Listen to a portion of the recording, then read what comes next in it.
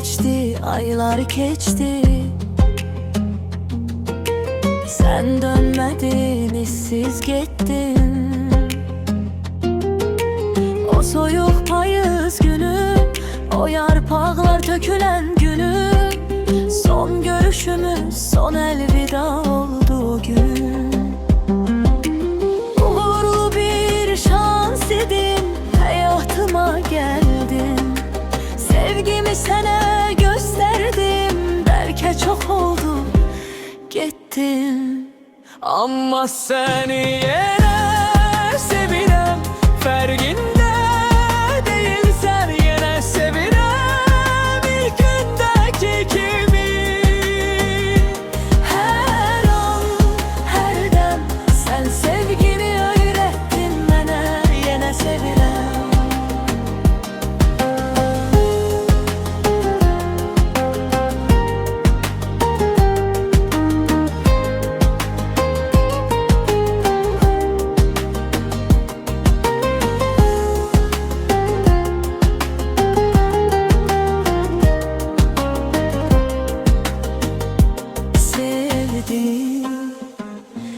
Çok sevdim,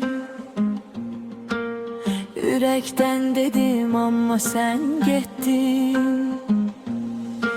Sebebini bilmedim, gözlerimde kalan bir son hatire.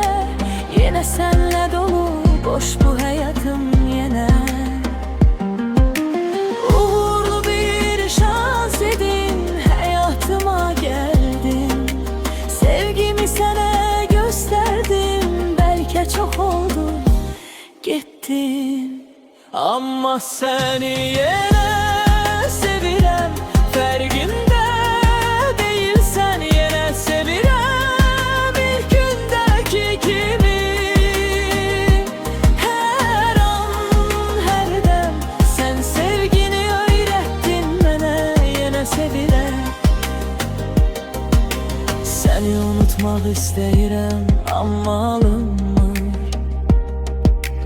Ürək səni çağırır, hər an darıxır. Bir baxış, bir söz, bir ümid istərdim. Sensiz bu dünya mənə dar gəlir. Amma səni